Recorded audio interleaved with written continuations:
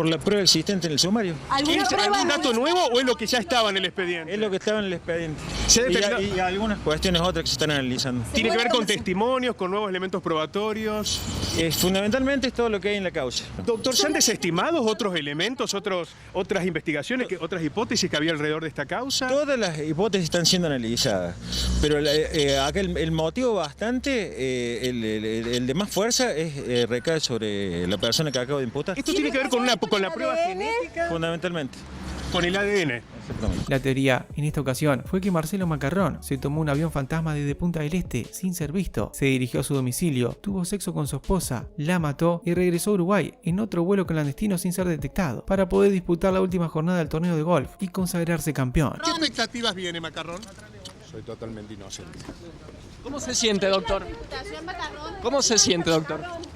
Estoy muy bien. Terminar dentro de la investigación que usted lleva adelante, si Macarrón viajó esa noche desde Uruguay a la ciudad de Río Cuarto. La probabilidad de que haya realizado el viaje está con 2 o 3 testimonios que se han ido brindando, que creo que ustedes los conocen. Doctor, sí o sí hay que poder ubicar a esta persona, a Macarrón concretamente, en la escena del crimen.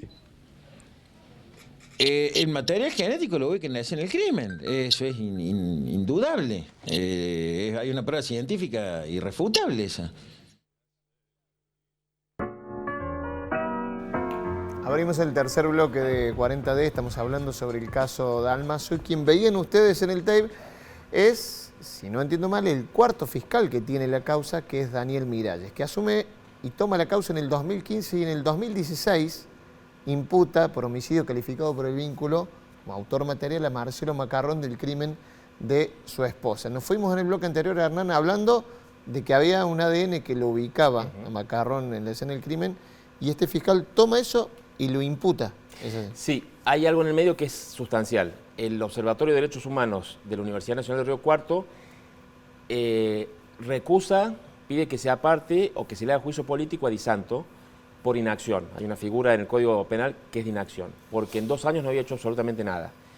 Cuando Di Santo se aparta para evitar el juicio político, entra Miralles y en 2 o 3 meses, cuando terminó de leer el expediente, sin ninguna prueba adicional, en base a ese ADN, lo imputan a Marcelo Macarrón como autor material del crimen. Lo que dice ahí en el archivo, el ADN lo ubica en la escena del crimen y eso es una prueba científica irrefutable, aquí y en cualquier lugar del mundo. Por eso la acusación y después los testimonios que rondan en torno a este viaje, este vuelo fantasma, digamos. ¿Y qué es lo que no se puede probar? ¿Ese vuelo, la presencia probar. De Macarrón? El ADN lo ubica Macarrón en la escena del crimen, claro, dice el fiscal, y el fiscal empieza a investigar si pudo haber viajado porque él estaba en Punta del Este y había 16 testigos que así lo acreditaban, pero había una ventana horaria donde lo dejaron de ver. Es más, el último día del torneo de golf, él no sale en una foto donde están todos los golfistas porque llega tarde. Entonces había indicios y hay testimonios de pilotos que hablan de la probabilidad y que efectivamente los tiempos daban para que él hubiera viajado, asesinado a su esposa y regresado a Uruguay, donde estaba con su coartada perfecta, que además por primera y única vez en su vida ganó el torneo. O sea, tenía una adrenalina tremenda. Tremenda. Pero, ¿y qué pasa con esa hipótesis? Bueno, ¿qué pasa con esa hipótesis? Cuando el fiscal la está por elevar a juicio, ya tenía todo cerrado, misteriosamente se siente agredido por Brito, renuncia a la causa, después trata de volver, pero después Brito lo recusa y lo apartan. Es decir, el caso ya estaba para elevar a juicio, con esa acusación. Cuando él deja la causa, llega un nuevo fiscal y también llamativa y sorprendentemente renuncia a la prueba científica y lo acusa a Macarrón, pero de ser el autor intelectual del crimen, de haber contratado a un sicario del que no hay ningún indicio en la causa. Ese fiscal se llama Luis Pizarro, que ya era el 5º fiscal, y lo que decís vos, esta imputación, una nueva imputación, se abre otra vía, que es la que vamos a ver en ahora. Que la calificación es homicidio calificado y en el caso de Macarrón, por precio o promesa remuneratoria. Ese es el cambio de calificación y se ajustó la plataforma fáctica a la nueva calificación. ¿Eso sería que no sería el autor material, sino el investigador? Nosotros hemos descartado la hipótesis de autor material y sí con el investigador. Simplemente les voy a referir lo que ustedes ya saben, que la causa ha sido elevada a juicio. Bueno, nosotros hemos entendido que la participación que a él le cupo es un coautor del delito de homicidio calificado por el vínculo, por la alevosía y por el precio. Particularmente lo que nosotros dijimos en la plataforma fáctica, que respecto de Macarrón, el móvil que nosotros tuvimos en cuenta es el móvil pasional o sentimental y el tema económico. ¿Para ustedes no estuvo Macarrón en el lugar? Nosotros entendemos que no. Doctor, de no haber nuevos imputados, en prácticamente 2 años podría prescribir la causa. En principio sí. ¿Usted tiene la convicción fiscal de poder corroborar a partir de la justicia lo que ha presentado en la elevación a juicio? No, de hecho tengo la convicción y mi convicción está apoyada en pruebas. No es solamente lo que yo pienso, sino lo que la prueba me dice. Ese nuevo fiscal hablaba de pruebas. Había desechado la teoría del fiscal anterior. La prueba más importante, que es el ADN. ¿Y en qué prueba se basaba para esta imputación? En el testimonio, la prueba más importante, en el testimonio del amante de Macarrón. ¿Te acordás en el primer bloque que Macarrón dijo que él no tenía amantes? Claro. Que de los amantes era Nora. Bueno, él tenía un amante que declaró en la causa y declaró contra Macarrón, y fue el testimonio clave que lo llevó al fiscal a acusarlo a Macarrón de ser el autor intelectual del crimen. Y fíjate lo que fue la parodia de juicio que se hizo después, que a esa mujer no la citaron a declarar. Eso es, Pizarro lo imputa a Macarrón por el año 2018. Ya sí. Había un riesgo de prescripción de la causa. Estaba muy cerquita de la prescripción, sí. Que son 15 años porque es un delito grave, agravado, digamos, si no serían 12.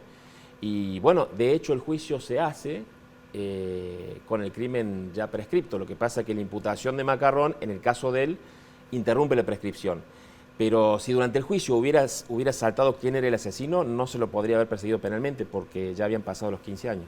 Otro de los absurdos de esta causa. ¿Había alguna vía concreta para en ese proceso judicial que se realizó probar esa autoría intelectual? La expectativa de quienes veníamos siguiendo el caso era que el fiscal cambiara la acusación y volviera a la autoría material, o por lo menos se discutiera a fondo el tema del ADN, que es la prueba más sustancial que hay en el expediente.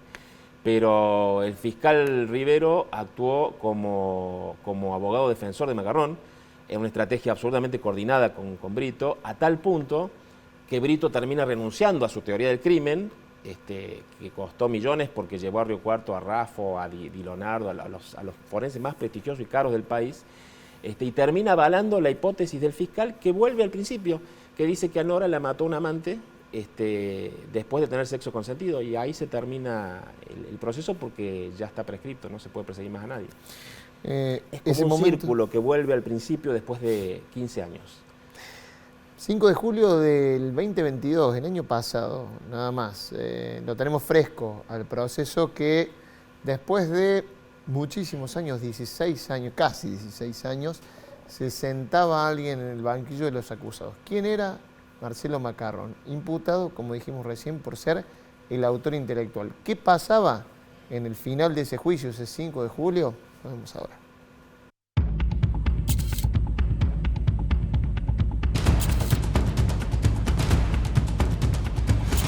Marcelo Macarrón llegó temprano, acompañado por sus hijos, a los tribunales de Río Cuarto.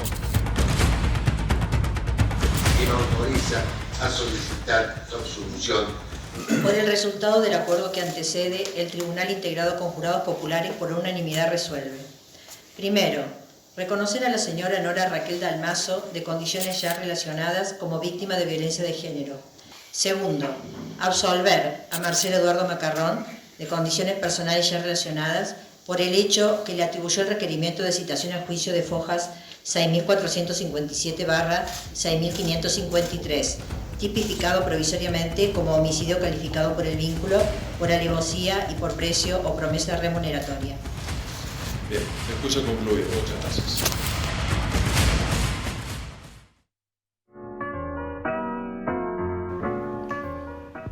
Yo y calculo los que están viendo y los que estaban en esa sala se volvieron a hacer la misma pregunta que nos hicimos al principio del programa.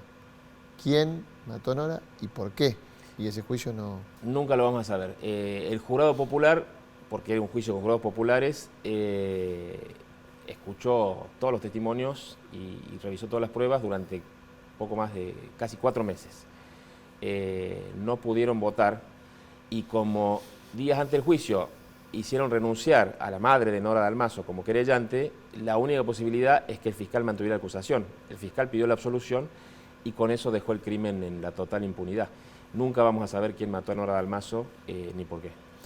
Sospechas van a quedar, seguro, muchas. Es lo peor de la impunidad, que las sospechas siguen, pero no hay justicia y no hay certezas. A ver, después de ese proceso, hay una nueva orden que se conoció este año de un fiscal de hacer nuevos exámenes de ADN. Otro mamarracho. La causa está prescripta, la causa terminó. Tuvieron 15 años, que es lo que les habilita el Código Penal, para buscar al asesino. No lo encontraron, no porque el asesino sea un genio, sino porque no supieron o no quisieron investigarlo. Bueno, no lo van a hacer ahora en búsqueda de la verdad histórica, como dijo el tribunal, pidiendo que la gente voluntariamente se haga un ADN para autoimplicarse en una causa en la que está prescripta. Y citan un caso muy funesto, ocurrido en Río Cuarto, que fue el caso de Alejandro Flores. Alejandro Flores era un chiquito que lo atropelló un móvil policial. Nunca hubo otra hipótesis porque un policía declaró que en un asado en la comisaría esto se comentó y bueno, pasaron 15 años cuando la causa prescribió, alguien tiró los huesitos de Ale, se revisaron, efectivamente se probó que había sido atropellado, se imputó a los policías y al otro día se lo sobreseyó porque el crimen estaba prescripto. Bueno, ese antecedente tan funesto lo esgrimió el fiscal Rivero cuando pidió la absolución de Macarrón. Dice, bueno, nosotros lo vamos a sentar, lo vamos a acusar y vamos a establecer la verdad. Eso no tiene que hacer la justicia tiene que castigar a los culpables. Hernán, este caso, no me quiero ir sin decir que este caso te trajo varios dolores de cabeza, ¿no? Bueno, a mí me demandó la familia Macarrón al año, a mí y a 2 periodistas más de Río Cuarto. ¿Por qué los demanda? En el informe está muy claro. No fuimos nosotros los que dijimos barbaridad y nos demandan porque nosotros vivimos ahí, porque nosotros los conocemos y porque nosotros investigamos. Nos demandó por daño moral. Cosa que no hicieron con ningún medio porteño. Con ningún medio porteño. Claro. Y mirá que hicieron barbaridades. Y bueno, de los 3, como el único que tenía bienes a su nombre era yo, me embargaron la casa, el auto, todo, y me condenaron en 3 instancias y ahora estoy ya fuera de la jurisdicción de Córdoba, en la Corte Suprema de Justicia de la Nación, con dictamen favorable del Procurador General ante la Corte, que no puede creer que a mí me hayan condenado por hacer mi trabajo. Muchísimas gracias, gracias por esto, por asomarnos a este caso, que bueno, desgraciadamente es una marca de la impunidad cordobesa. Simplemente para cerrar, vos dijiste recién, no pudieron o no quisieron. ¿Qué crees que fue más? ¿No pudieron o no quisieron? Es una mezcla de 2 cosas, pero la decisión política del Poder Judicial de Córdoba fue y es que en este caso el único condenado sea un periodista. Eso habla del Poder Judicial de Córdoba. Gracias, Hernán. No, gracias. Nos vamos al último corte y ya venimos con el cierre de 40D.